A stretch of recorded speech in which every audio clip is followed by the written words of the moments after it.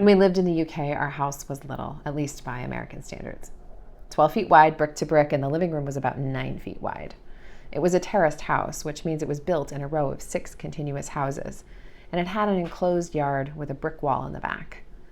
That means anything we wanted to bring into the house had to come through the front door. We had brought over our grad student furniture from the US, and we were determined to use it, but because we didn't exactly have cash to burn, even though our furniture really was too big for that space.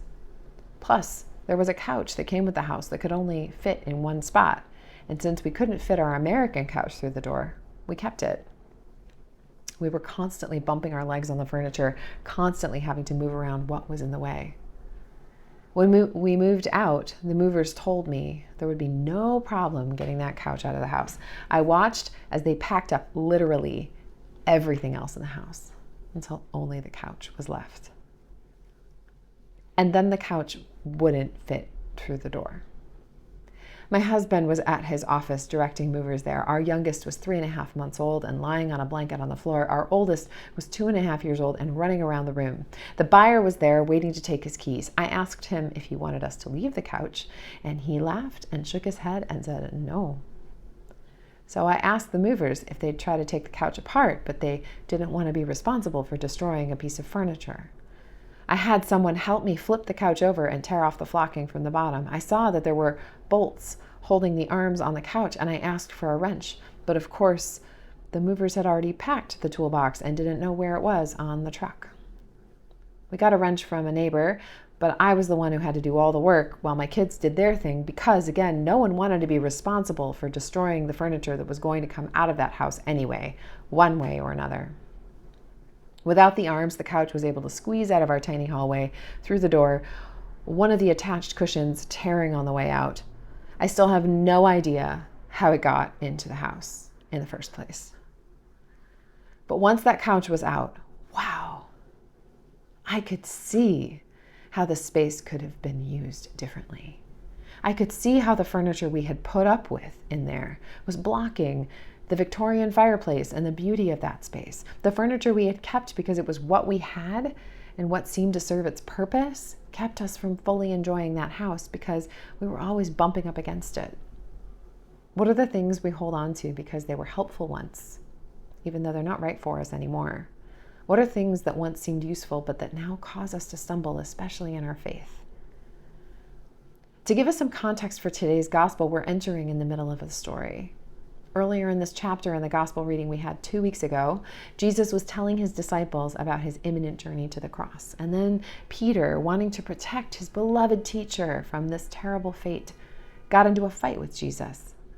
And Jesus rebuked him and called him Satan and told his disciples to pick up their crosses and follow him. In last week's reading, which comes just a little earlier in this chapter, right after Jesus foretells his death and resurrection again, he catches the disciples arguing about who will be the greatest. And perhaps after a rather large sigh, he sits down, takes a child and places them among the disciples, and says that the point of following him is to center the needs of the most vulnerable and not to worry about their own status. And in today's reading, right after Jesus has said this beautiful thing about welcoming the most vulnerable, John tattles on someone who is casting out demons in Jesus' name, but isn't in their club. John, who was up on the mountain with Peter and James when Jesus was transfigured, shows again. He really doesn't get it. For those who are keeping count, Jesus has foretold his death and resurrection twice now. He'll do it again soon. And Jesus, exasperated at John's thick-headedness, perhaps engages in a bit of hyperbole, because it would be better to cut out the spiritual gangrene than to allow rot to spread. Now, a quick note about Jesus' hyperbolic language. The word for hell here is Gehenna, which is a desolate valley outside of Jerusalem where, during the time of King Ahaz, about 700 years before Jesus' birth, children were sacrificed to the god Moloch, and where terrible wars were fought. The place had been made permanently ritually unclean, and the prophet Jeremiah called it the valley of dead bodies and ashes. Jesus' words here have been interpreted as proof that there is an eternal place of torment for those who don't follow Jesus. But if you understand the long history of the place, It's just not what we come away with.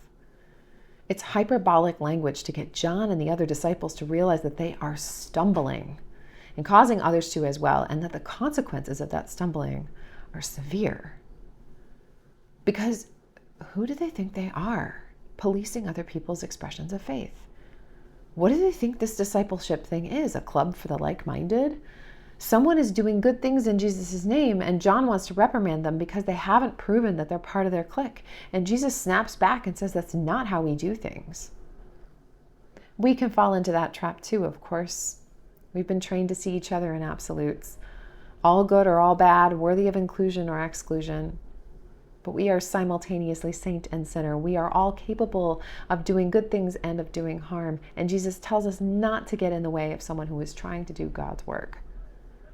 What are the ways we cause ourselves to stumble? What are the ways we cause others to stumble? Do we recognize when the people we least expect are still doing God's work, just in their own way? What is the oversized furniture that's keeping us from functioning as we should? Rather than stumbling blocks, how can we provide ourselves and each other with stepping stones? Jesus is urgently calling us into being a community of peace, and he is not subtle about it.